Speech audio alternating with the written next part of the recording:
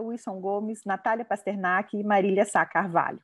Para iniciar essa mesa, então, a gente vai chamar Rafael da Silveira Moreira, que tem doutorado em epidemiologia pela Faculdade de Saúde Pública da USP, com atuação em saúde do idoso, saúde indígena, saúde bucal, modelagem estatística e geoprocessamento. Rafael da Silveira Moreira é pesquisador titular do Instituto Ageu Magalhães Fiocruz, Pernambuco, e docente da Faculdade de Medicina da Universidade Federal de Pernambuco. O professor Rafael tem como título de sua apresentação a compreensão do modus operandi da fake news. Então, eu passo a palavra para o Rafael, que terá, então, 15 minutos para sua apresentação. Olá, bom dia a todos e a todas. Prazer estar aqui no Congresso Brasileiro de Epidemiologia, dividir essa mesa com os colegas e falando um pouco sobre esse fenômeno, né, das fake news, como que elas funcionam, por que elas têm tanto sucesso, né? Espero que vocês estejam enxergando bem aí o slide, vou passar o slide, me avisem qualquer problema que possa ocorrer. Faz parte dos problemas técnicos, né? Então vamos tentar aproveitar ao máximo. Bom, eu começo com essa frase de Nietzsche, né, que diz o seguinte: uma crença forte demonstra apenas a sua força, não a verdade daquilo que se acredita.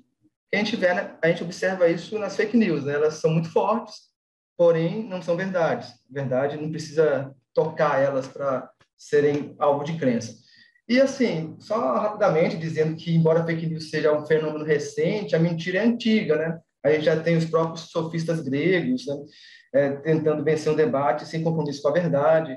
Platão já diferencia opinião e verdade, dizendo que a opinião é muito mais fruto da persuasão e que os antigos preocupavam muito mais em vencer uma contenda filosófica, um debate pontual. A diferença é que os modernos, eles não querem que o argumento vença um debate, mas sim a realidade. Dessa forma, muito mais do que manipular a lógica argumentativa, se manipula os fatos da realidade, da ação humana, apagando sua existência no mundo, com vistas à demonstração de determinada opinião. Esse é o grande perigo das fake news. As fake news, elas são mentiras que sustentam realidades, que transformam o mundo, transformam a realidade, e não apenas serve para vencer um debate pontual. E também tem aí a própria arte de ter razão, de Schopenhauer, que apresenta 38 estratégias para você vencer um debate sem precisar realmente ter compromisso com a verdade. Bom, mas por que as fake news têm tanto sucesso, né? Isso se deve muito com a expansão da internet, nas redes sociais, e o seu conceito que se trata de uma notícia falsa. Porém, alguns autores preferem chamar de notícia fraudulenta, porque é uma notícia que não foi falsa porque foi errada, mas foi intencionalmente criada, muitas vezes com intenções mercadológicas, outras vezes com propósitos políticos.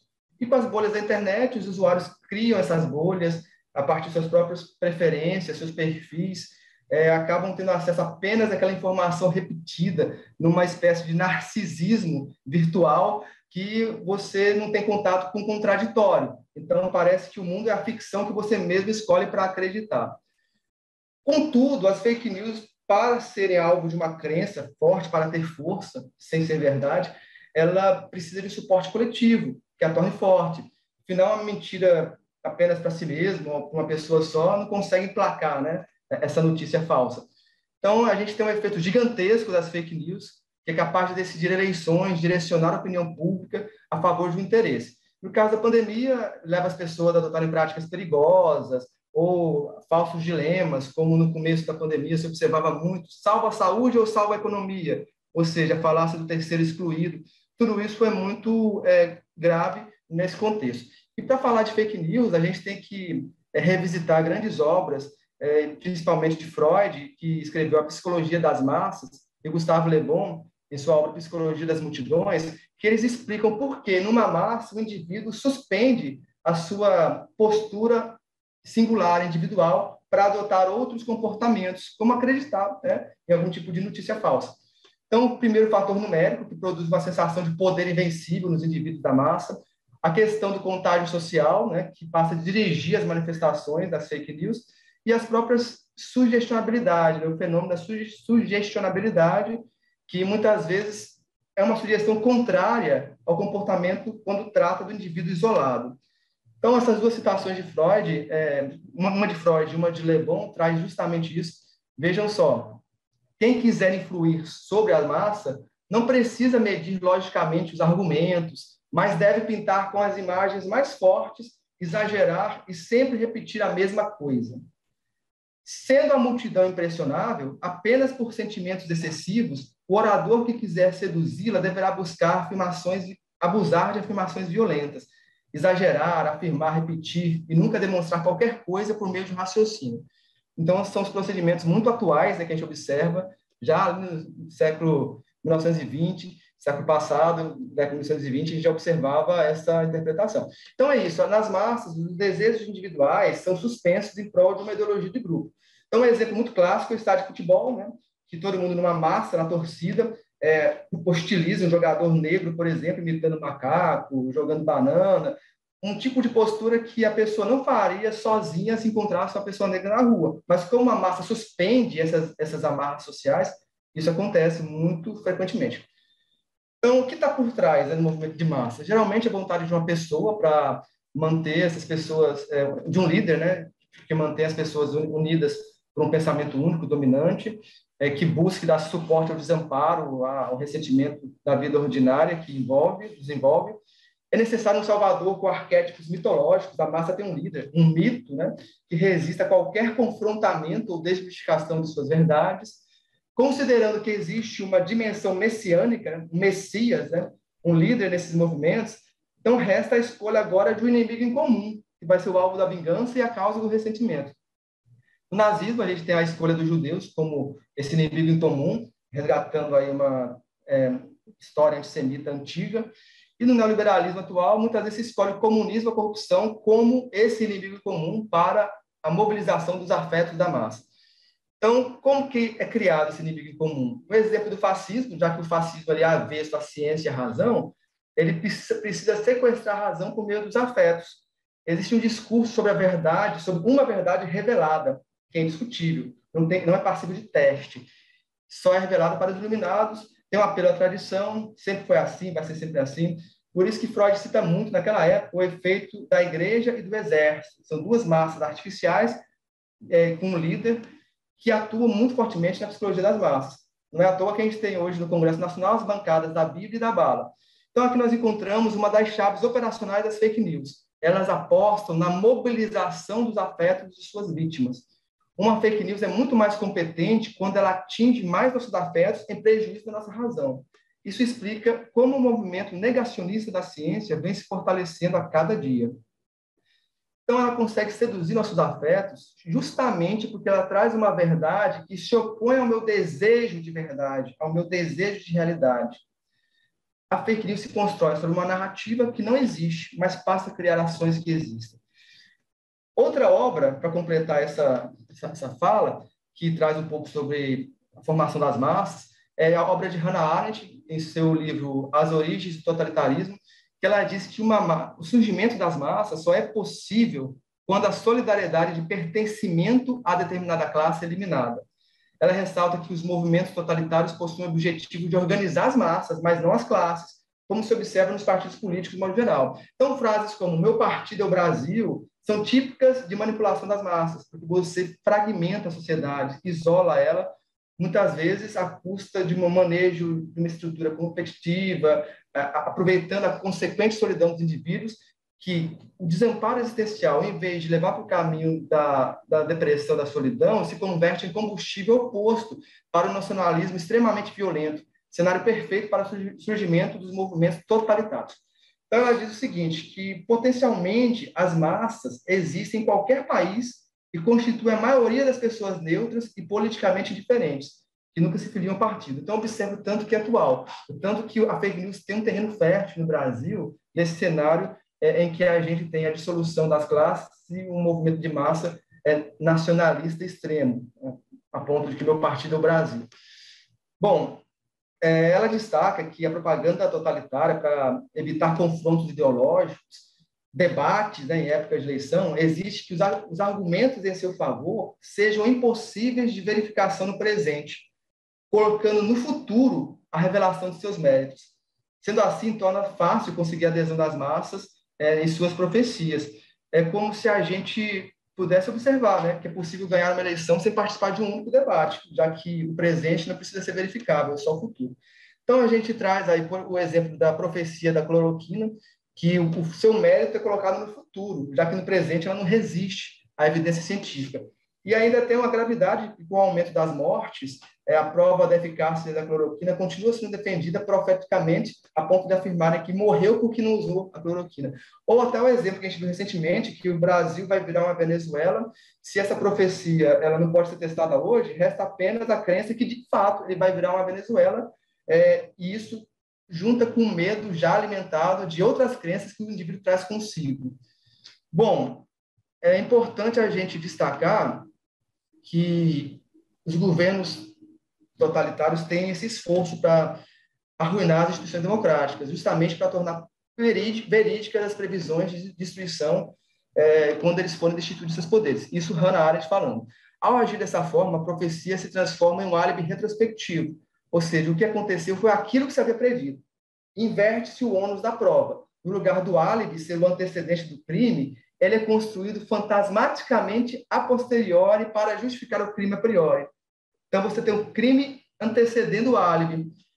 É um exemplo de predição infalível que a gente pode observar frequentemente quando você defende a privatização da saúde pública ou da universidade pública. Bom, na medida que se promove a destruição por inanição dessas instituições, você vai acabar tornando, de fato, essa mentira verdadeira. É a criação do álibi retrospectivo. Bom, a predição desse método infalível, já assim, chegando no momento final da fala, segundo Hannah Arendt, consiste em ajustar a realidade às mentiras. Traduzindo para os dias de hoje, a gente ajusta a realidade para as fake news, para que elas não continuem sendo mentira no futuro, mas ela é mentira no presente. Torna-se necessário dar realidade prática às mentiras para que as profecias se tornem verdadeiras. Nesse sentido, a afirmação de que o melhor modelo econômico é o neoliberalismo só é falsa enquanto os governos totalitários conservadores não puderem destruir todas as outras possibilidades de organização econômica não liberal. Ou seja, é falsa até um certo ponto que vai ser possível você dizer que não é mais falsa.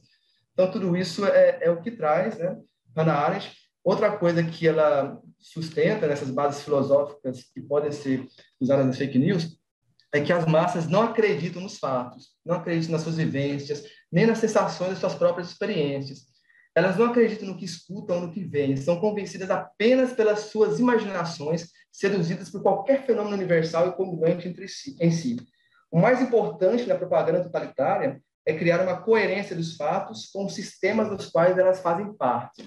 Então, resumindo, mais vale uma história bem contada, com começo, meio e fim, com sentido, do que uma realidade caótica.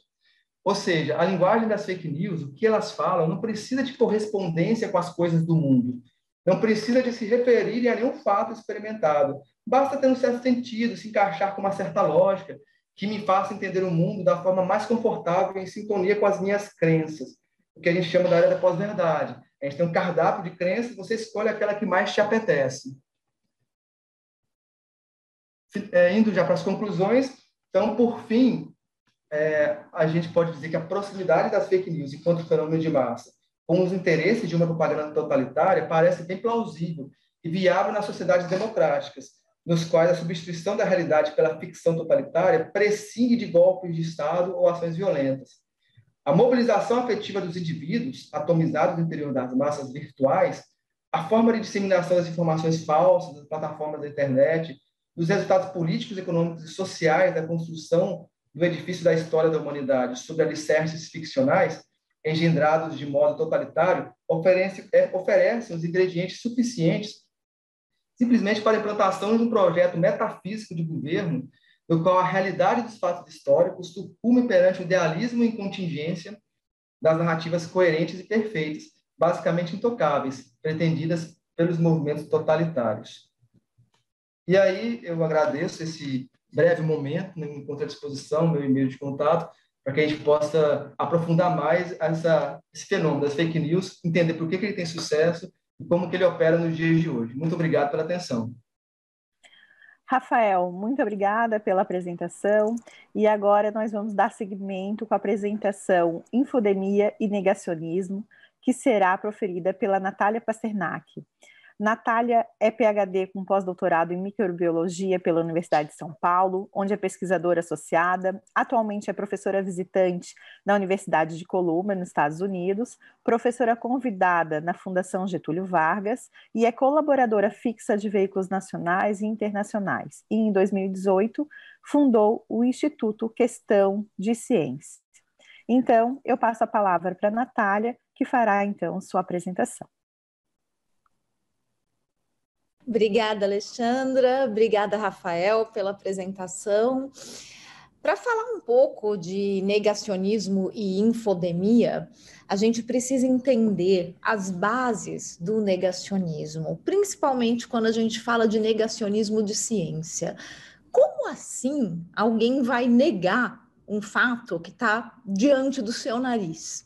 E qual é o mecanismo que faz com que as pessoas realmente neguem esses fatos e sigam a vida como se a Terra fosse plana? Então, como a gente justifica que pessoas neguem o formato da Terra? Que pessoas neguem que o Holocausto realmente aconteceu? Que pessoas neguem a relação cientificamente comprovada de que tabaco causa câncer? Todos esses fatos foram e são negados constantemente. E por quê? Primeiro, por um sentimento de pertencimento a um grupo que se sente privilegiado, um grupo que sabe o que eles estão tentando esconder. Então, esse sentimento de pertencimento e de superioridade intelectual, você é um privilegiado que sabe do que eles estão querendo esconder de você. A cura do câncer, que as grandes farmacêuticas não querem que seja disponibilizada, porque senão elas não vão parar de vender os remédios de quimioterapia, e de radioterapia e imunoterapia, e vão perder dinheiro, como se, principalmente hoje em dia, fosse possível esconder uma descoberta científica desse tamanho. E como se os participantes das grandes farmacêuticas, desde os seus C-levels até os seus funcionários, não fossem acometidos também por câncer, e os seus familiares não fossem acometidos também por câncer, de maneira que seria impossível acobertar um absurdo desses, a cura do câncer. Mas esse sentimento de pertencimento aliado a uma teoria conspiratória de que o sistema, os governos, as instituições estão escondendo algo, é um dos sentimentos que fomentam o negacionismo da ciência, o negacionismo da história, o negacionismo dos fatos. O outro fator que contribui para que as pessoas realmente neguem fatos que estão diante do nariz é porque, ao aceitá-los, espera-se um certo comportamento. Então, na medida que eu aceito que fumar, que o tabaco causa câncer de pulmão, espera-se que eu mude o meu comportamento. Eu, como consumidor do cigarro, será que eu deveria continuar fumando, mesmo sabendo, com todas as evidências científicas, que o cigarro causa câncer de pulmão? Posso, tem gente que realmente sabe disso e continua fumando, não é um hábito fácil de largar, mas muita gente nega a ligação do tabaco com o câncer, relativiza, minimiza, é só uma correlação, não é tanto assim, eu conheço fulano que fumou a vida inteira e nunca teve câncer. Então, o uso das narrativas, das evidências anedóticas, para quê? Para confirmar aquele negacionismo que pode ser que lá no fundo a pessoa até saiba que é uma mentira, mas que se ela aceitar, ela se vê obrigada a mudar de comportamento, tanto o indivíduo como o gestor público. Porque, na medida que eu aceito que o tabaco causa câncer, como é que eu vou tratar isso como políticas públicas? Esse eu acho que é um dos poucos exemplos que a gente tem para se orgulhar de política pública no Brasil, já que nós temos uma política pública de equipar todos os comerciais, embalagens, tudo que se relaciona a tabaco vem com o aviso e com avisos bem fortes de como o tabaco causa câncer. Então, isso é uma política pública que foi baseada em evidência científica e que não negou a ciência. Ao mesmo tempo, a gente tem políticas públicas de negacionismo de mudanças climáticas, por quê? À medida que eu aceito, como gestor público, que as mudanças climáticas são reais e são causadas pelo homem, eu tenho que agir como gestor. Eu tenho que implementar medidas para diminuir o impacto das mudanças climáticas. Eu tenho que direcionar investimentos para energia limpa. Eu tenho que colocar políticas públicas de crédito de carbono. Eu tenho que diminuir o impacto da criação animal. Mas se eu negar, eu não preciso fazer nada disso? Então, é muito mais confortável, mais cômodo, mais conveniente, muitas vezes, negar a ciência e negar a realidade.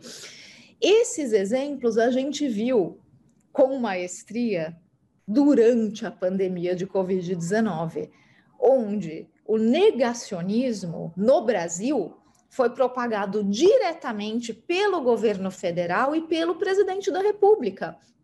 O presidente da República negou a pandemia e a ciência da pandemia diversas vezes e de diversas maneiras desde o início. Ele começa negando a pandemia em si, porque é só uma gripezinha. Esse negócio nem é tão sério assim.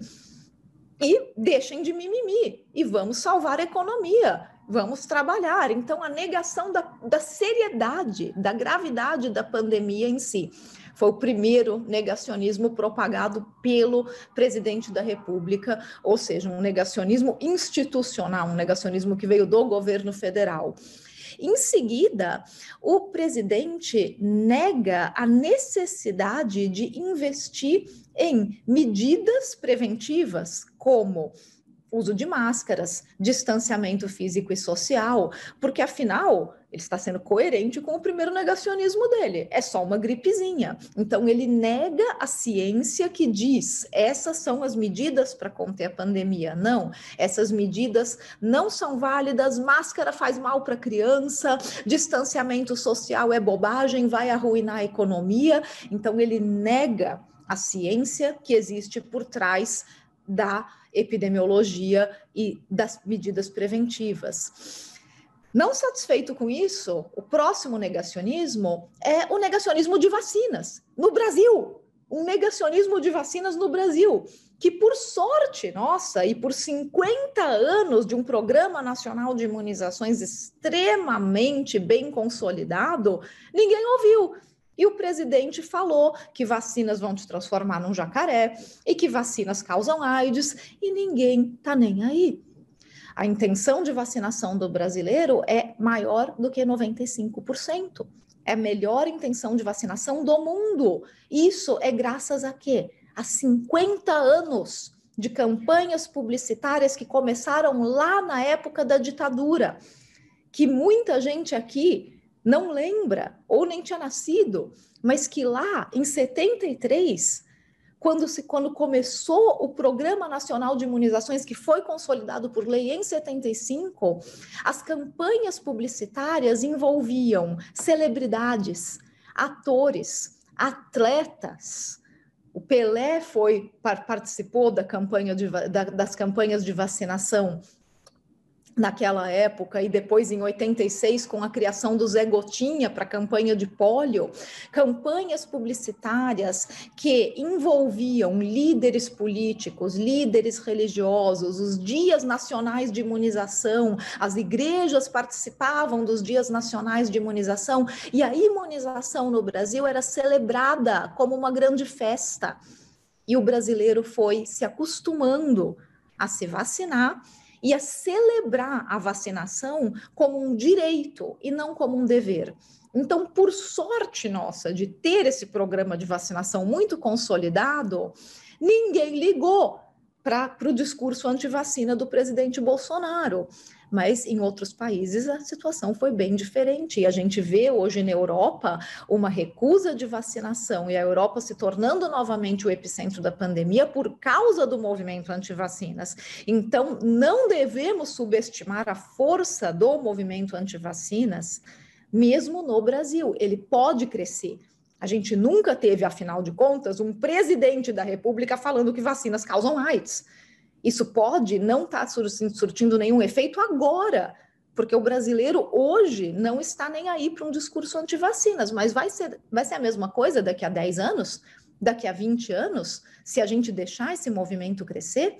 Então, esse foi o terceiro negacionismo do governo Bolsonaro. E a partir do negacionismo de vacinas, desqualificando a qualidade, a eficácia, a segurança das vacinas em si, também justificou a não compra de vacinas. Então, se eu nego a realidade, eu não preciso agir. Se vacina não serve para nada, é só uma gripezinha, a gente não precisa se preocupar com isso e vacina ainda pode te transformar num jacaré, eu não compro vacinas. E assim justifica, então, o ato na gestão. Completando o quarto negacionismo do governo federal foi negar a ciência por trás de medicamentos. Aqui está a cura milagrosa para a Covid-19, a hidroxicloroquina. E depois o kit Covid inteiro, que daí tem hidroxicloroquina, ivermectina, vitamina D, proxalutamida e uma lista enorme de medicamentos completamente inúteis para a Covid-19 que foram respaldados pelo Ministério da Saúde. Lembrando que foram 4 ministros de saúde nesse baile para agradar o presidente, para continuar negando a ciência, para poder não agir. Eu não preciso de máscara, eu não preciso de campanha publicitária para distanciamento social, eu não preciso de campanha publicitária para vacina, eu não preciso nem comprar vacina, porque eu nego a realidade, eu nego a ciência e com isso eu justifico todas as minhas ações ou não ações. Então, o negacionismo, ele é uma mentira e ele é uma ferramenta usada pelos proponentes desses movimentos para justificar comportamentos. Esses movimentos, movimento anti-vacinas, movimento de negação de mudanças climáticas, um movimento que teve muito forte no passado de negação da ligação entre tabaco e câncer, todos esses movimentos, eles são organizados, eles são financiados e eles têm grupos por trás que têm interesses políticos, interesses ideológicos e interesses financeiros. Então, tem gente ganhando dinheiro com movimentos negacionistas. Movimento anti-vacinas, por exemplo, ele é, nos Estados Unidos, propagado por aproximadamente, principalmente 12 pessoas, que são a lista dos Dirty Dozen, que propagam informação anti-vacina. Todos esses 12 têm programas de venda de material, livros, vídeos no YouTube. Eles colocam, movimentam todo um mercado de desinformação, mas principalmente de venda de produtos, de venda de conteúdo. Então, é um movimento organizado e é um movimento que monetiza em cima da desinformação. O negacionismo não é só desinformação. O negacionismo não é uma ignorância inocente, não é o não saber. Negacionismo é uma mentira orquestrada, é uma mentira financiada e é uma mentira que tem uma agenda que pode ser financeira, pode ser política, pode ser ideológica, pode ser um pouco de cada uma. E ela usa esses mecanismos de adaptar comportamentos, tornando muito confortável para que as pessoas acreditem naquela mentira, porque ao acreditar naquela mentira, elas participam de um grupo privilegiado, um grupo com uma superioridade intelectual e um grupo que não precisa mudar o seu comportamento, porque afinal eu não preciso me vacinar, vacinas fazem mal, então eu não preciso agir. Eu não preciso mudar o meu comportamento em relação ao uso de energia, conscientização, uso de veículos, porque é tudo bobagem essa história de aquecimento global. Eu posso até continuar fumando, porque é um certo exagero esse negócio de que cigarro causa câncer de pulmão, né? Esse racional, ele parece, quando a gente explica assim, meio absurdo, mas a gente tem que lembrar que por causa desse racional, pessoas acreditam, e acreditam mesmo, que a Terra é plana.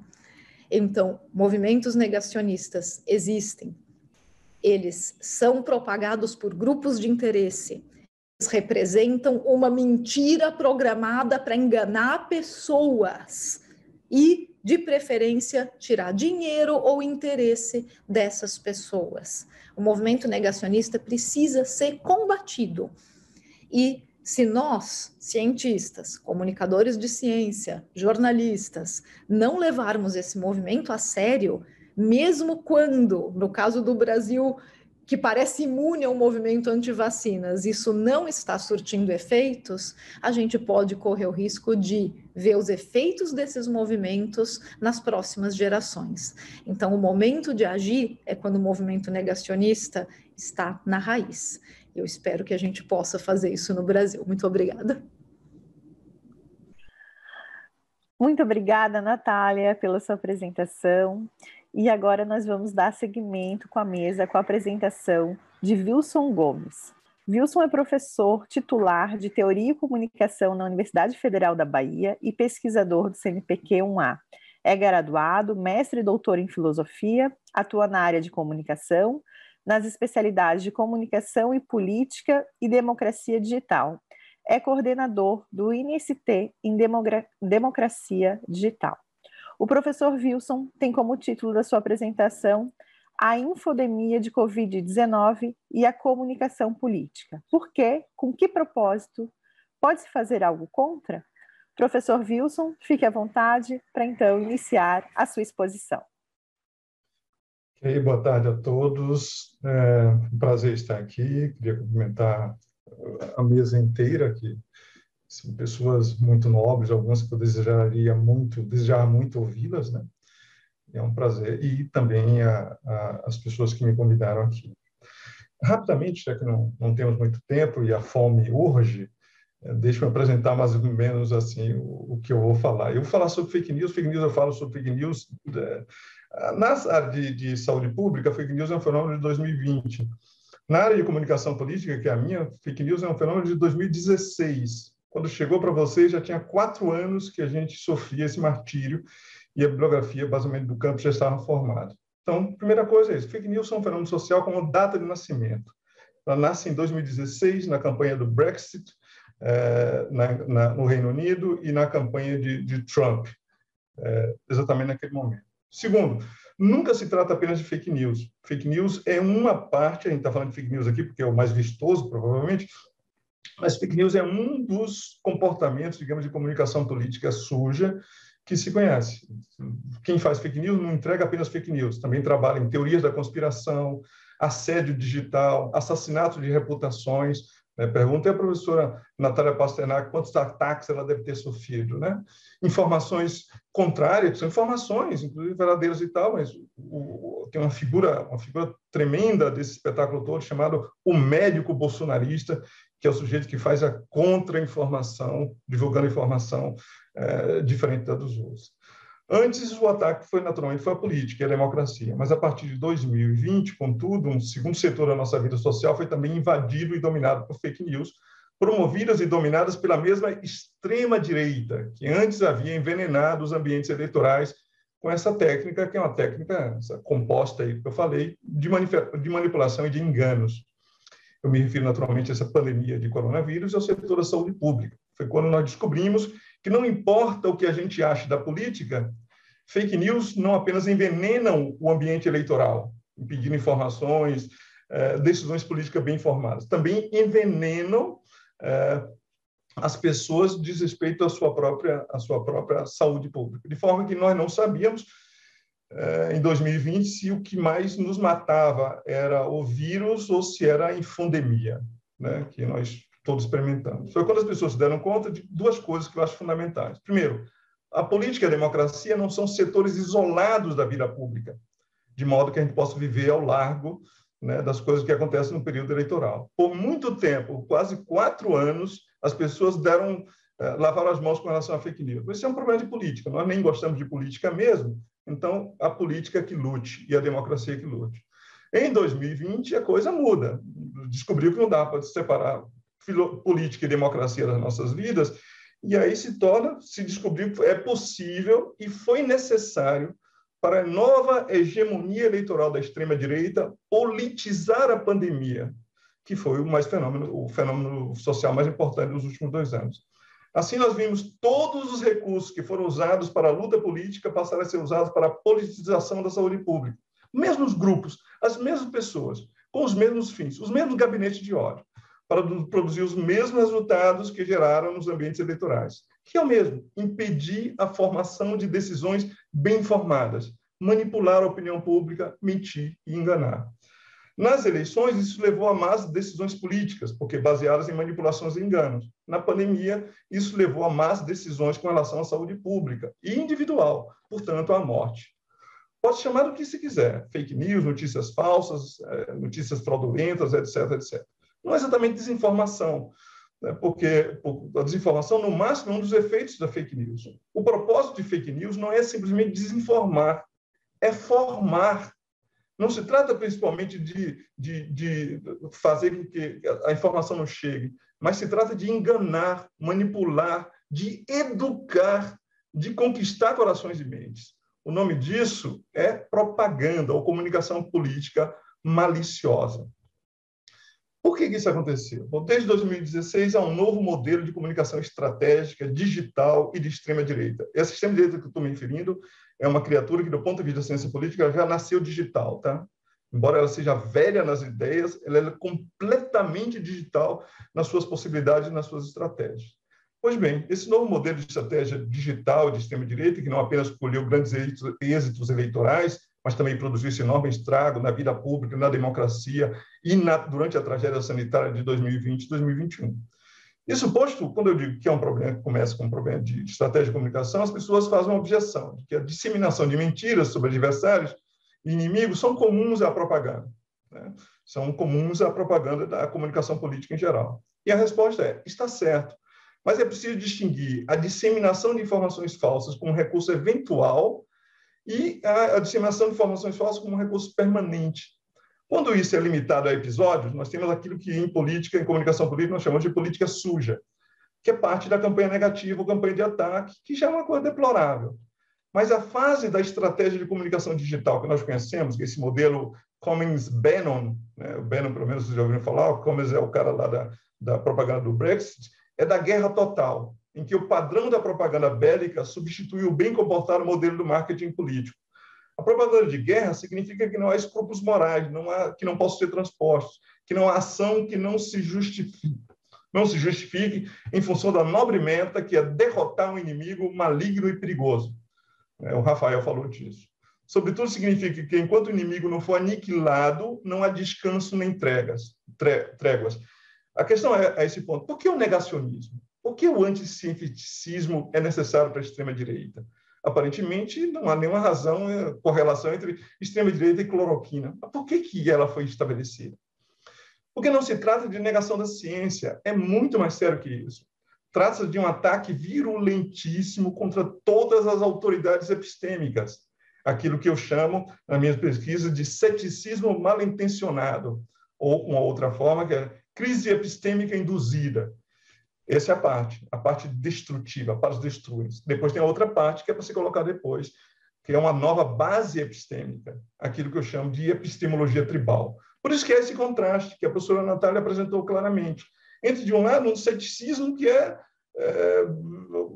quer dizer, um ceticismo que nos deixa inquietos, porque duvidar da ciência, versus um credulismo que é desconcertante. Eu acredito em remédio de piolho possa curar da Covid, porque você está construindo uma nova epistemologia, que é isso que eu chamo de epistemologia tribal.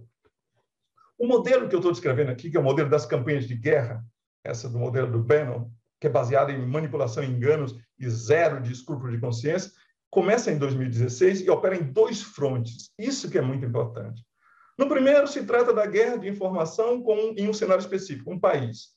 Identificados os inimigos, né? Identificados os neutros, porque nem todo mundo é inimigo, identificados os nossos, que são as 3 categorias fundamentais da propaganda de guerra, se trata agora de demonizar e desmoralizar os inimigos, de causar pânico moral nos neutros, para que eles venham para o nosso lado, ou de seduzi-los, e de integrar e mobilizar os terceiros. Rafael falou isso, sobre o problema de deixar a tropa sempre mobilizada. Mas há ainda outra frente, né? Além dessa frente, que é de construir, destruir o inimigo e mobilizar os nossos, outra frente que é o das instituições, de atacar as instituições de defesa e de garantia da verdade, que, por sua própria natureza, continuarão a opor resistência às investidas propagandísticas voltadas a enganar e manipular. De forma que, ao mesmo tempo em que se combate a guerra de informação contra os inimigos eleitorais, a esquerda, por exemplo, ou os liberais, por exemplo, a depender do país, é preciso desbaratar os inimigos institucionais, as autoridades epistêmicas.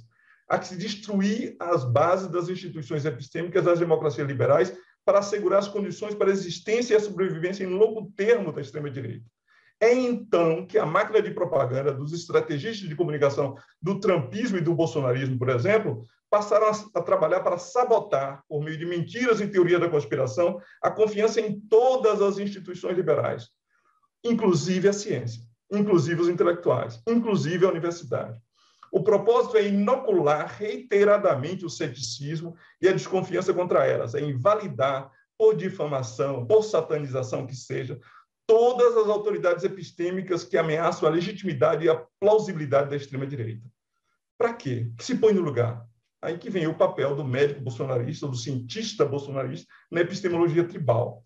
Uma sociedade que atribui credibilidade, por exemplo, à ciência, ao jornalismo, aos intelectuais, aos professores, à universidade, e que os tem em alta conta, não abre espaço para fake news, teoria da conspiração e para a verdade revelada da tribo, né? Que é praticamente uma revelação. E imune a fatos, porque essa verdade é imune a fatos, imune a evidências. Basta vir do líder tribal. Eis porque é fundamental que a confiança nessas instituições precise ser destruída com método e sistema através de uma estratégia de comunicação. Não é que não haja método no caos, é que não há caos. Há uma estratégia de comunicação baseada no modelo de guerra total que batalha em 2 frentes simultâneas, gerando a impressão que é um frenesi incompreensível de agendas e movimentos em pânico, etc. Mas há uma ordem e há uma lógica, pois é preciso, ao mesmo tempo, ganhar do inimigo político e do inimigo institucional. Por isso, os cientistas precisam ser atacados. Posto que uma vitória não se sustenta sem a outra.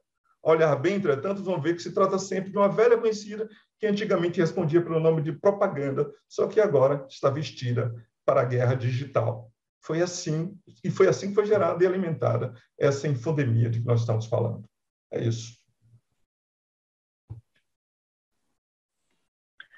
Obrigada, Wilson, pela apresentação. E agora, para finalizar a mesa, nós teremos a apresentação intitulada Quem é o Inimigo?, que será realizada por Marília Sá Carvalho. Marília é médica, mestre em saúde pública, doutora em engenharia biomédica com pós-doutorado em estatística na Universidade de Lancaster. Marília é pesquisadora titular da Fiocruz e tem como áreas de interesse estudos ecológicos e abordagem sistêmica. Marília também é editora-chefe do Cadernos de Saúde Pública. Marília, então agora é com você. O som, Marília, a gente ainda está sem o som ativado.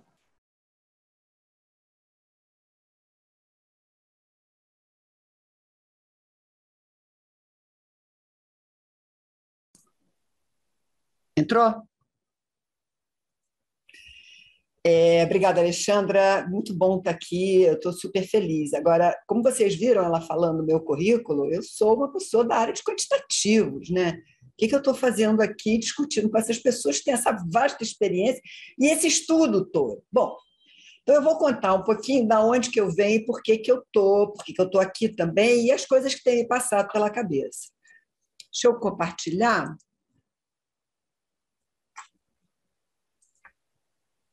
Está dando para ver? Está dando para ver?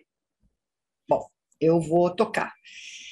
Bom, em primeiro lugar, por que eu chamei de quem é o inimigo, né? Porque eu acho que às vezes a gente tem que ir mais fundo nessa questão, entender melhor, e não só o inimigo, como o Wilson falou, quer dizer, aquele inimigo macro, né? Geral, e que deixa a gente com uma sensação de muita impotência. Eu estou falando como uma pesquisadora.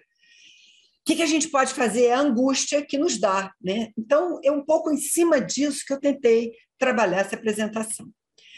Eu acho que um contextozinho que eu acho que na nossa área ele é fundamental. Esse International Life Sciences Institute tem 40 anos, ele financiou 70 publicações científicas, não é muito, né? Em 40 anos, basta uma. 152 workshops, aí já tem uma coisa um pouquinho mais sedutora e muitos vídeos no YouTube. Financiado pela Monsanto, pela Nestlé, pela Danone, pela Coca-Cola, pela Pepsi também. É este tipo de estrutura que traz a criação da dúvida. Eu chamo de criação da dúvida ou corrupção de cientistas, porque eu acho que está num campo onde basta um artigo de um cientista, como aquele camarada da cloroquina, porque você cria, você dá instrumentos para esse tipo de interesse econômico explícito e principalmente da indústria. Tem uns trabalhos muito interessantes que falam da indústria do tabaco, como que aquilo foi...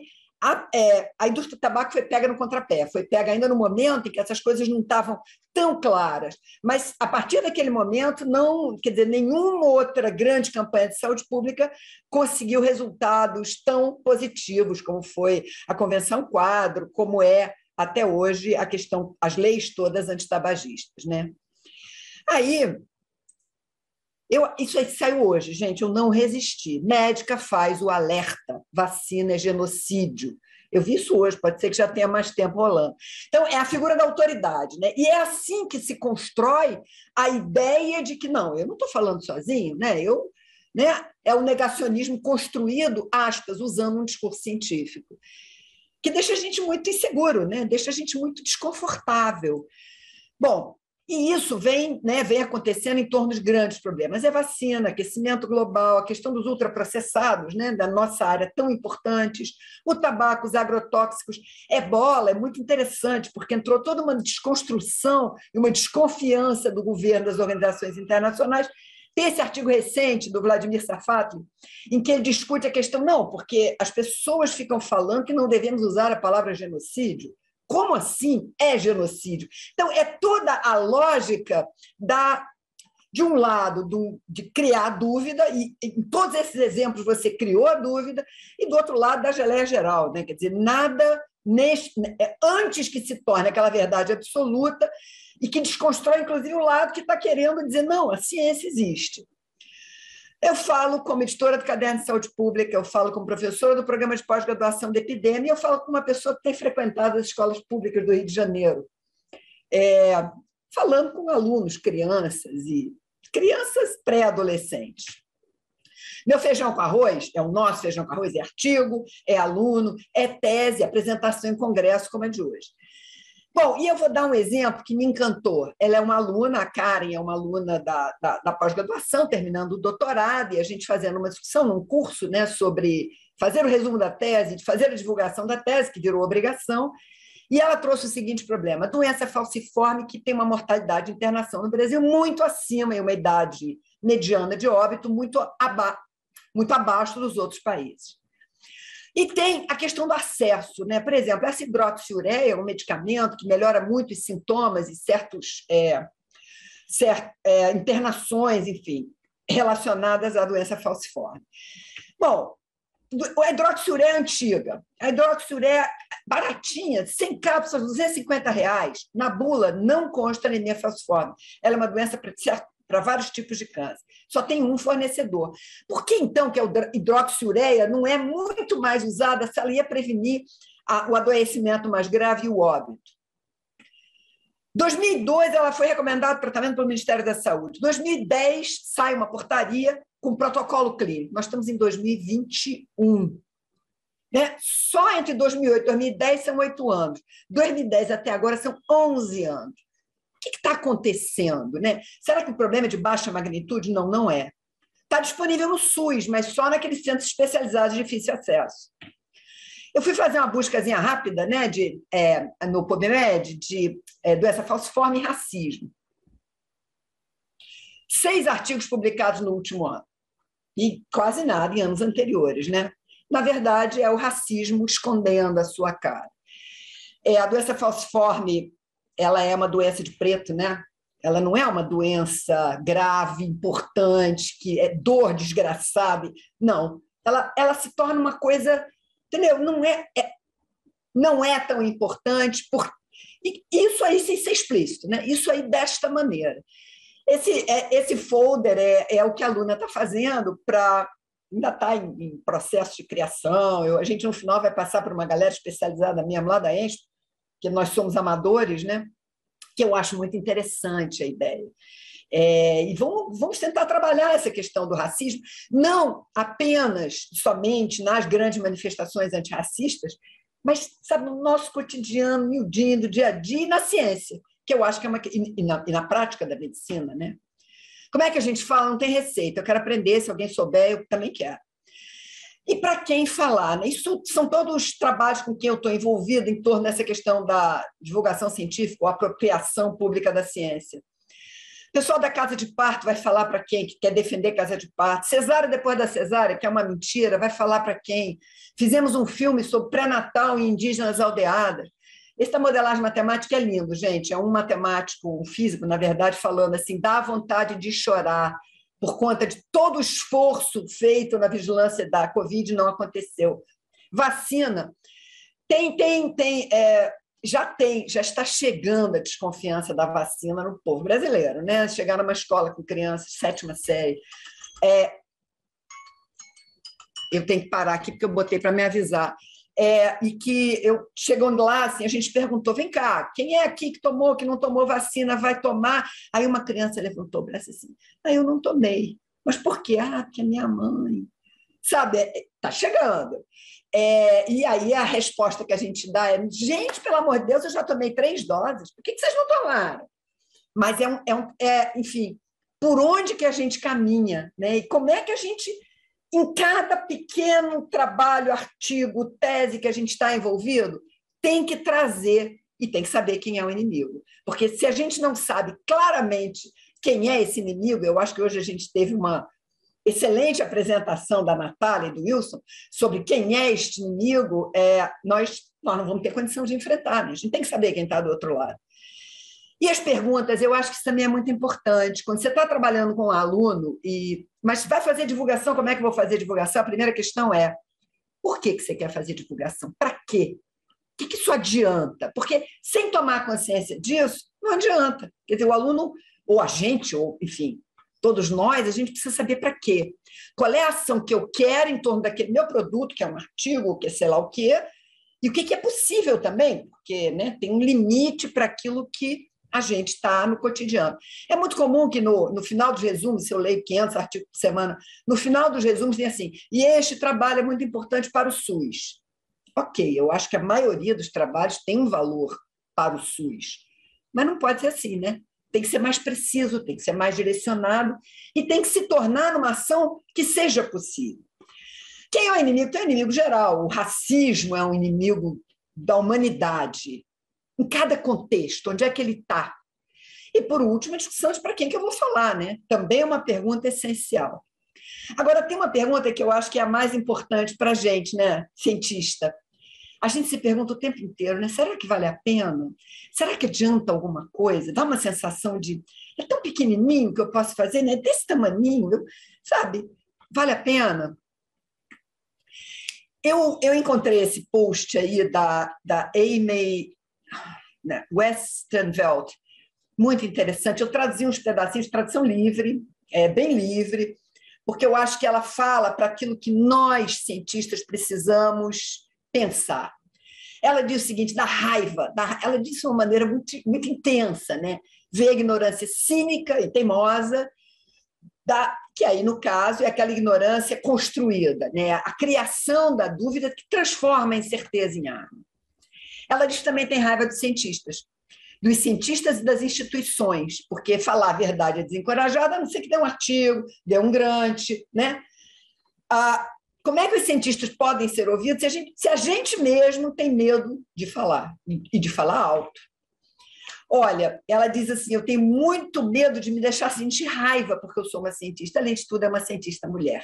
Mulher com raiva está nervosa, tá muito não é bem assim. Só que a raiva ela é essencial, ela é necessária. A raiva ilumina um caminho, né? Ela diz assim, um caminho para a gente sair desse túnel. Bom, sou cientista. Eu vou confessar com toda honestidade que sair do P-valor da incerteza do discurso para os pares é muito difícil. No meu campo específico, em que eu estou... Sabe, que eu não gosto muito de P-valor, não, como pessoa que trabalha com estatística, mas eu estou o tempo inteiro lidando com a incerteza. E aí? Eu fico muito... Olha, gente, eu tenho uma dificuldade enorme de falar com o jornalista. Às vezes eu entro em pânico. O jornalista telefonou. Meu coração faz assim, porque eu tenho medo. Eu tenho medo, não vou ser mal interpretado. Não é que eu vou ser mal interpretado, eu vou falar de uma maneira que não é a maneira que eu deveria falar. Agora, o que me dá mais problema é quando um colega olha e diz assim, será que vale a pena? Pô, você podia estar escrevendo sobre o 25º artigo da semana.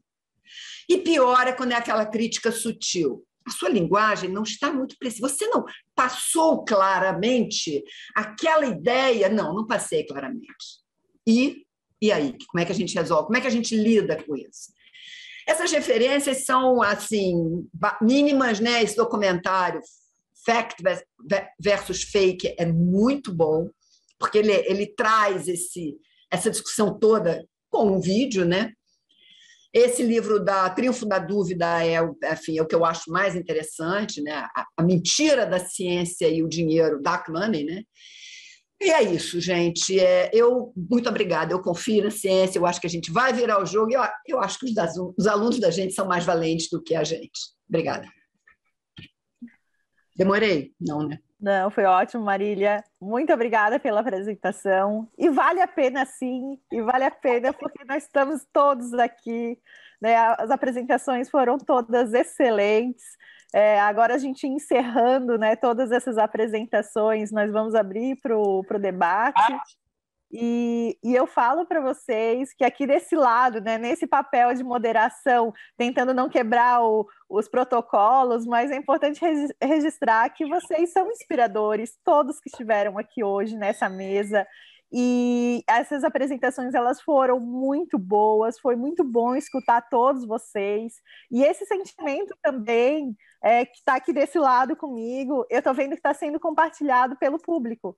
As pessoas que estão assistindo, muita gente aqui elogiando as apresentações, e eu acredito que todo mundo ficou com aquele gostinho de quero mais, né, por todas essas críticas, essas reflexões, essas perguntas, todos esses elementos de reflexão que vocês trouxeram nas apresentações. E realmente a Covid-19 colocou o mundo diante de um desafio, né? A gente tem uma crise sanitária e humanitária que é histórica, tem imprimindo uma repercussão que está sendo devastadora, está sendo um grande desafio para todo mundo, para toda a sociedade, para nós pesquisadores também. Esse cenário, né, da infodemia, criando essa confusão, essa desconfiança, esse impacto na percepção da sociedade, no controle da pandemia. E no Brasil, isso é muito mais preocupante, né? Que a gente tem uma crise sanitária imersa num cenário de crise política e econômica, num país que é marcado por desigualdades, um governo que contribui para esse descrédito da ciência, que ataca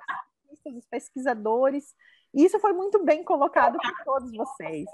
Então, diante de tudo isso, a gente tem algumas perguntas que foram feitas, então a gente vai ter um bloco de perguntas, eu vou colocar aqui para vocês, e vocês se sentem à vontade, né, em abrir o microfone e responder.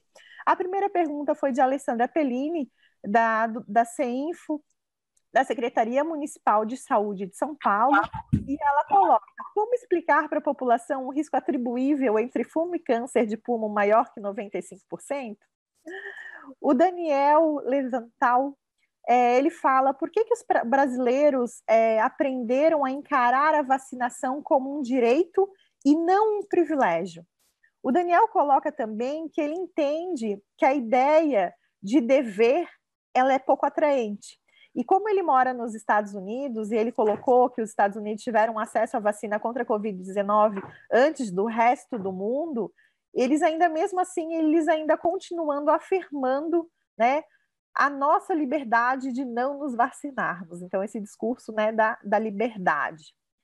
A Adriana Átila coloca o que dizer quando fake news e a ausência completa das campanhas de informação adequadas e socioculturalmente adequadas, que é um eixo fundamental do PNI, isso coloca, ela coloca aqui como isso é muito importante para os grupos mais vulneráveis, essa comunicação adequada. E cita o caso dos indígenas, que podem começar, então, os grupos mais vulneráveis a apresentar algum tipo de hesitação vacinal. Outra pergunta colocada foi pela Késia, ela é enfermeira, residente multiprofissional em saúde da família na Escola Nacional de Saúde Pública na Fiocruz, Rio de Janeiro, e ela acompanhou durante toda a pandemia, trabalhou diretamente com a população e acompanhou o movimento, né, tanto no início do distanciamento físico até o início da vacinação. E ela queria perguntar também para a mesa o porquê do movimento negacionista ser tão importante para um movimento de direita. Então, são essas as perguntas. Então, sintam-se à vontade em abrir o microfone e comentar um pouco, conversar um pouquinho sobre essas questões. Alexandra, já que eu tenho que sair rápido, eu vou, acho que aproveitar e pegar duas que falam um pouco mais, que fazem mais referência à minha fala. Então, a primeira sobre como que a gente comunica a correlação já tão consolidada entre tabaco e câncer. Eu acho que a gente faz isso no Brasil muito bem. A comunicação desse fato no Brasil, ela é feita de forma efetiva. Não dá hoje para qualquer pessoa que consome cigarro no Brasil dizer que não foi informada sobre essa relação, de que realmente a ciência comprova que tabaco causa câncer. O fato das pessoas não mudarem o comportamento, aí é um outro mecanismo. Ou elas assumem o risco, porque, como eu falei, não é, Gabi, eu acho que não nos cabe julgar aqui o hábito de fumar, o vício de fumar, como é difícil de largar, então as pessoas fumam mesmo sabendo que elas estão correndo um risco aí de desenvolver um câncer de pulmão. E o outro mecanismo, sim, daí é o mecanismo do negacionismo, é aquele fumante que vai dizer que isso é exagero, que o tio dele fumou a vida inteira até 90 anos e morreu de outra coisa, né? Então a gente tem esses mecanismos de negacionismo para poder lidar com aquele fato, né, e poder continuar com o hábito, não precisar mudar o comportamento. Mas a comunicação, ela foi bem feita e ela demorou, assim, se a gente pegar a história do negacionismo do tabaco, é uma história complicada, porque a gente teve realmente a indústria do tabaco investindo pesadamente, inclusive em financiar estudos que colocavam em dúvida a relação entre tabaco e câncer. Então, isso tem uma história complicada, que acho que se você se interessar, eu recomendo muito pegar o livro do Mercadores de Dúvida, da Naomi Oreskes, que conta bastante essa história, e, podendo fazer um pouquinho de autopropaganda aqui, o meu livro com o jornalista Carlos Orsi, o Contra a Realidade, que tem um capítulo só sobre negacionismo do tabaco. O Contra a Realidade é um livro só sobre negacionismo, e cada capítulo a gente explora um tipo de negacionismo. Então, tem um de tabaco, tem um de vacinas, tem um de holocausto, e que daí eu acho que dá para entender um pouco melhor essa história inteira. Mas a comunicação disso no Brasil e em vários locais do mundo é uma comunicação bem feita, mostrando que, assim, dá para fazer, dá para realmente comunicar um fato científico de uma forma extremamente clara e até bastante chocante, buscando mudar o comportamento de pessoas para que elas se preservem e preservem sua saúde. Não é fácil mudar o comportamento de pessoas. Então, acho que a gente tem que deixar isso claro também, que é muito ingênuo a gente acreditar que só com uma comunicação de ciência bem feita a gente vai mudar o comportamento de pessoas. E é justamente isso que eu acho que a mesa contribuiu muito para mostrar que o negacionismo da ciência ele não é um movimento que tem tanto a ver assim com a disponibilidade da informação, mas sim com a negação da informação, a propagação da mentira para cumprir uma agenda. Ao mesmo tempo, é nossa obrigação, como cientistas e como comunicadores de ciência, garantir que a informação correta circule, e circule de uma forma acessível, de uma forma didática, porque essa é a nossa única arma efetiva contra a desinformação, além de todas as campanhas publicitárias que podem ser feitas, mas a informação correta precisa circular. Em relação à pergunta do Daniel, da questão de vacinação, Daniel, o Brasil tem uma tradição de 50 anos de investimento em campanhas publicitárias pesadas promovendo a vacinação. Então, o brasileiro ele tem uma relação emocional com vacinação. E, de novo, mostrando que não é só a informação estar disponível. Quando você quer mudar o comportamento de pessoas, você precisa investir em campanhas que falem também ao coração dessas pessoas. Não é só disponibilizar a informação, mas é mostrar como essa informação vai impactar na saúde, nos entes queridos, nas crianças, e vai protegê-los de doenças terríveis que poderiam levá-los à morte, deixar sequelas. Toda a campanha da polio, a campanha com o Zé Gotinha, foi de conscientização das sequelas terríveis que a polio poderia gerar. Então, você precisa lembrar, quando você faz campanhas publicitárias, que não são só sobre informação, elas são realmente tentando mudar o comportamento de pessoas para proteger o bolso ou a saúde dessas pessoas, que essas campanhas elas vão ter que levar em conta o contexto histórico, onde aquela desinformação está circulando, a relação emocional que as pessoas têm com as instituições, a confiança que elas têm nas instituições. Então, a confiança do brasileiro nas vacinas, ela foi construída ao longo de 50 anos. Não é fácil destruir, mas não é impossível. Então, um movimento anti-vacinas organizado e financiado, se a gente não prestar atenção, pode sim destruir essa confiança de 50 anos. Então, a gente não pode bobear, a gente não quer estar daqui a 20 anos na situação que os Estados Unidos está agora, que você mesmo colocou, de ter vacinas em abundância e não conseguir cumprir a meta por causa de movimento anti-vacinas. A gente não quer chegar nesse lugar. E a gente tem que lembrar que a gente já importou movimentos negacionistas dos Estados Unidos, como por exemplo, o criacionismo.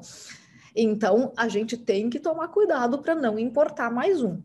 E 50 anos é muito tempo para construir uma confiança em vacinas. Então, não é uma coisa que se construiu da noite para o dia. Foi realmente um esforço contínuo e que é um esforço que está correndo risco agora, porque a gente está vendo o Programa Nacional de Imunizações perder força, perder financiamento, perder dirigentes. Não tem ninguém hoje à frente do PNI. Então, olha o estado que a gente chegou para um país que tinha uma tradição tão bonita de 50 anos de investimento em campanhas.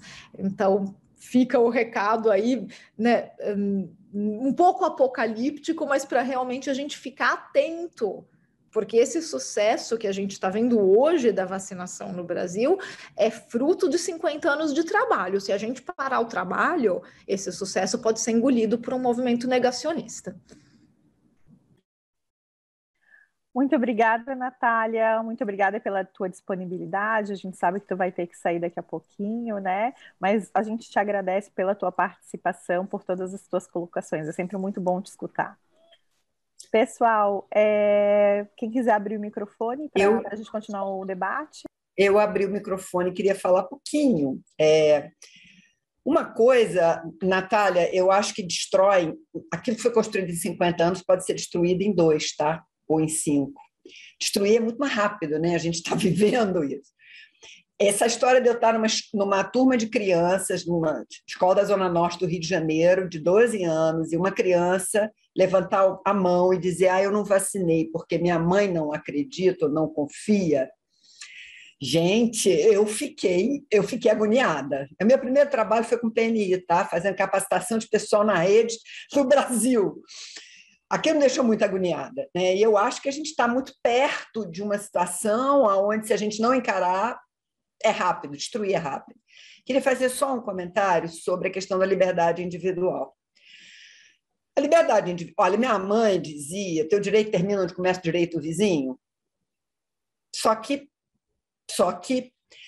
essa questão da liberdade individual é a predileção, né, a ideologia principal do neoliberalismo.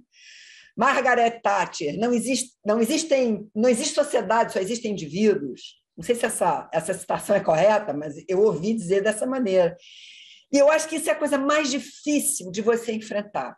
Como é que você enfrenta a ideia de coletivo? Porque essa é uma ideia fundamental no uso de máscara. Eu já estou vacinada e tal, mas eu tenho que me proteger. Ou na questão da vacina, eu tenho que usar máscara ou tomar vacina, não é só por minha causa. É porque existe um coletivo, existem pessoas que são, entendeu? Que são minhas, que são meus, que são próximos. A empatia. Você destrói a empatia com esse tipo de lógica, né? É o indivíduo. Isso é uma das coisas, por exemplo, que mais me agonia e que eu acho que a gente tem que pensar com muito cuidado. Como é que a gente enfrenta isso? Wilson, se você tiver trazer alguma coisa sobre isso, eu quero mais ouvir. A minha é angústia. Eu vou falar rapidamente, assim, porque eu também tenho que ir, mas a pergunta que se faz em geral. Não entrou?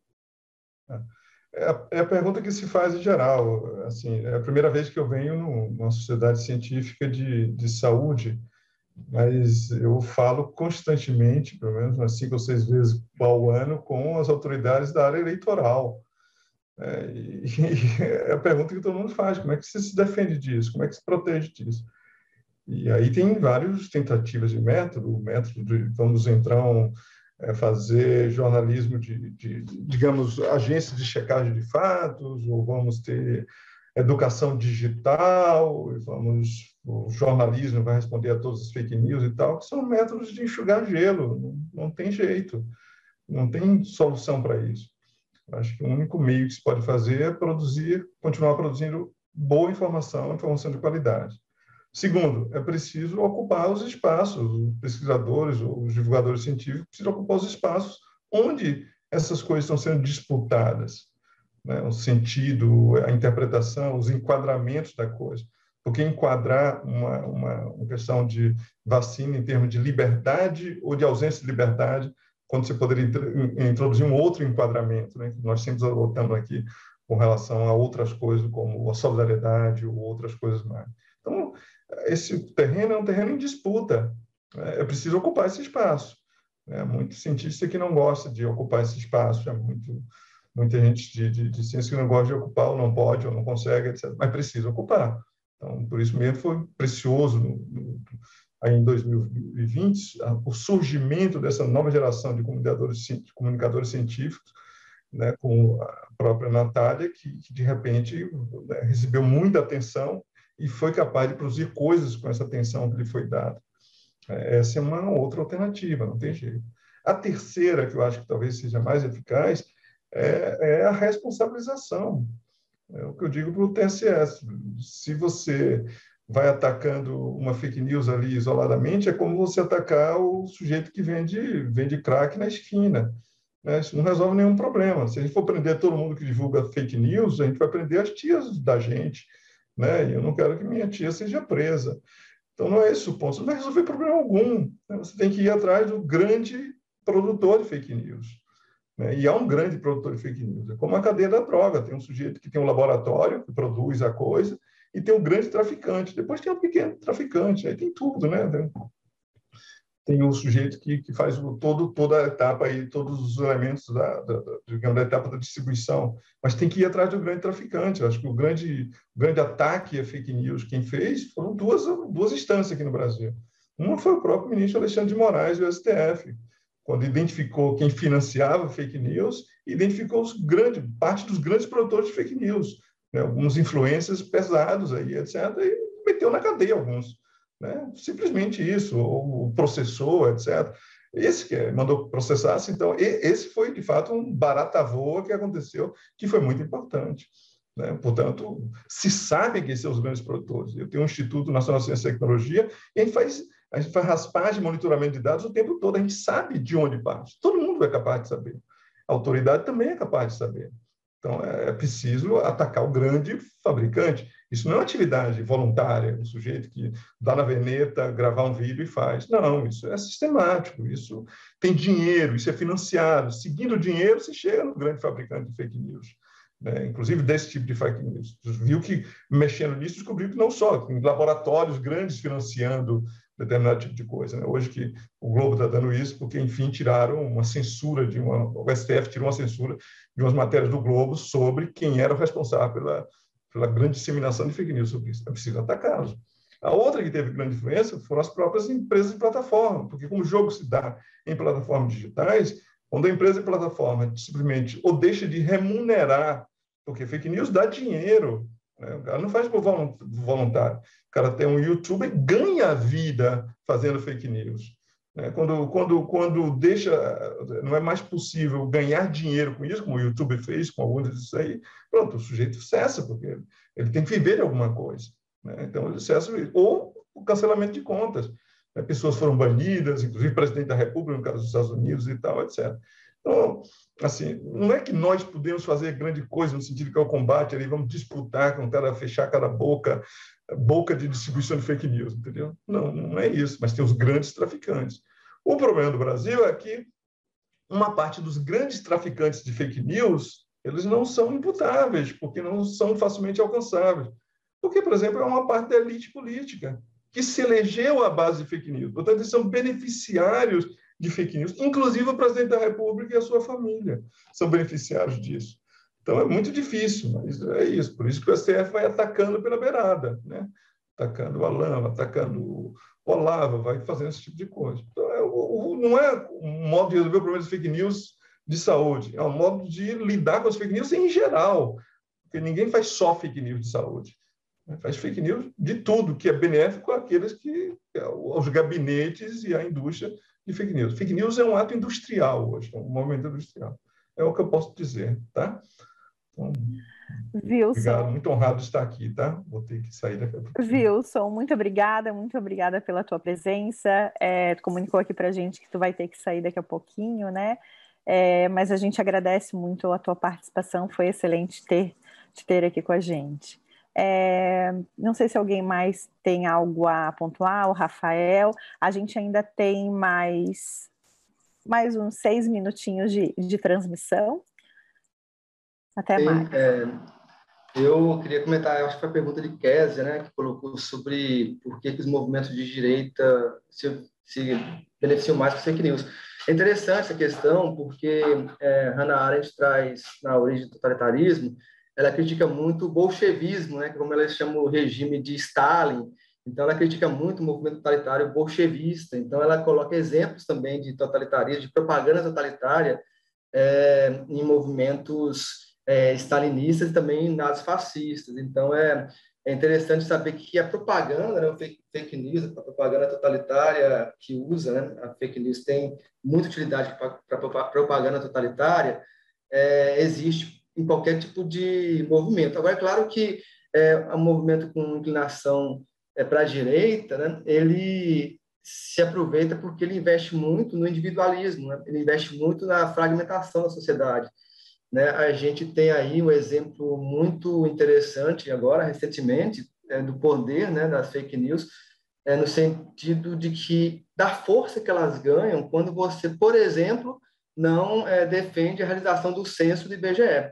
Então, imagine um cenário que você não tem um censo, qualquer narrativa serve. Você não tem, como está comprovando a realidade do Brasil, então você não tem um censo, o que eu falar do Brasil é aquilo que vale. E aí a gente tem essa tendência, né, dos movimentos mais de direita, de você buscar o autoempreendedorismo, o individualismo, né? Isso faz com que você tenha mais fragmentação, e Hannah Arendt traz muito isso, né, que a propaganda totalitária precisa que o indivíduo seja esvaziado, né, de um debate público, a ponto que a gente tem até uma eleição que pode-se ganhar uma eleição sem nenhum tipo de debate político, né? A gente não precisa debater as ideias, basta a gente ter uma mensagem reveladora, que não precisa nem de comprovação científica, porque justamente o que eu quis trazer, e assim, eu gostei muito da fala de Marília, de Wilson, Natália, eu acho que complementou, foi uma mesa muito, muito interessante mesmo, e que o que a gente vê é justamente que as fake news ela tem muito sucesso porque elas mobilizam nossos afetos. Né? Muito mais, quando a gente tem um afeto mobilizado, nossas emoções, a gente consegue agir de uma forma muito mais forte, engajada, do que uma racionalidade, do que uma explicação intelectual, racional. Então, tudo isso faz com que as fake news, ao mobilizar nossos afetos, ao mexer com os nossos afetos, isso a torna muito mais passível de uma crença, de uma adesão, né, ao seu sistema de crenças, do que o que a gente pode elaborar de forma racional. Né? É por isso que existe uma crítica também, né, ao próprio iluminismo, ao próprio racionalismo ocidental, que justamente busca invisibilizar outras formas de epistemologias, de racionalismo, de populações invisibilizadas, vulnerabilizadas. Então, tudo isso... E a academia também paga um preço, né? Paga um preço por esse racionalismo exacerbado, né? Que não dialoga justamente com outras formas de conhecimento. Então, isso aí que Marília trouxe também, sobre o que fazer, eu achei super fantástico para a gente pensar na nossa atuação enquanto pesquisadores fora dos muros da universidade, fora dos muros dos centros de pesquisa, no sentido de estar sendo protagonistas também junto com a população, não apenas distribuidor de resultados de artigos de pesquisa, né? Enfim, é isso, eu queria agradecer a participação e comentar também uma coisa interessante que a gente observou, né, que acho que pela primeira vez quem dá o boletim da Covid diário, né, é o Ministério da Saúde, né, é o consórcio de imprensa. Então, veja a deslegitimação, né, que os movimentos totalitários buscam fazer. Ou seja, não, o Ministério da Saúde não é confiável, não. Não é confiável, não. Vamos fazer agora o seguinte, quem vai dar o número de mortes da Covid, de casos novos, vai ser consórcio de imprensa, né, porque você tem justamente a intencionalidade de acabar com a credibilidade das instituições democráticas, né? Para você ter liberdade para o seu discurso fantasioso, né? Que é uma fantasia, não é uma fantasia que vai construir, vai criar uma fundação, uma ação concreta. É isso, obrigado.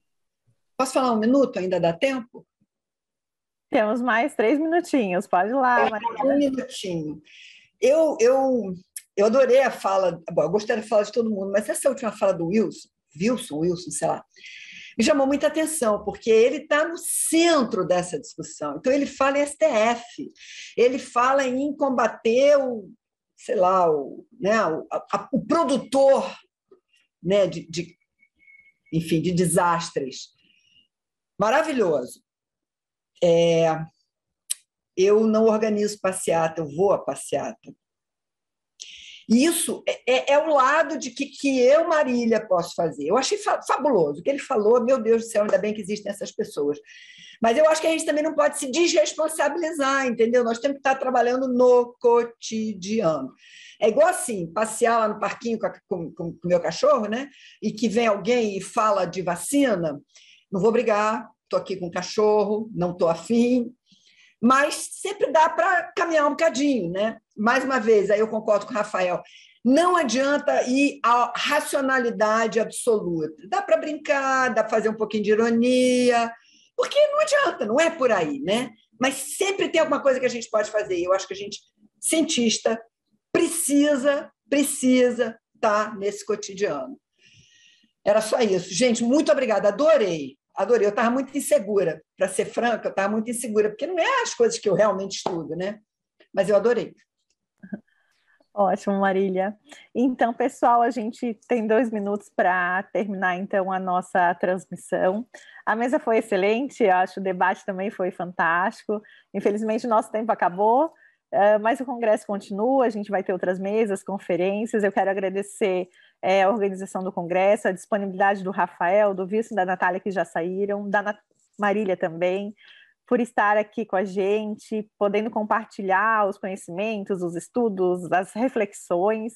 E também eu acho agradecer ao público, todo mundo que esteve aqui presente na apresentação, no debate, porque também eu acredito realmente que todos esses espaços de troca, eles são espaços importantes, mesmo diante dessa polarização no debate público, de todas essas ameaças, né, à democracia, aos direitos humanos, tudo isso que a gente está sofrendo, né, o sistema único de saúde, que já é histórico, né, todas essas ameaças, nós somos responsáveis por essa transformação, né, e esse movimento de transposição muito forte do muro da universidade. Né, a questão que vocês colocaram muito bem aqui é a necessidade da amplificação das vozes.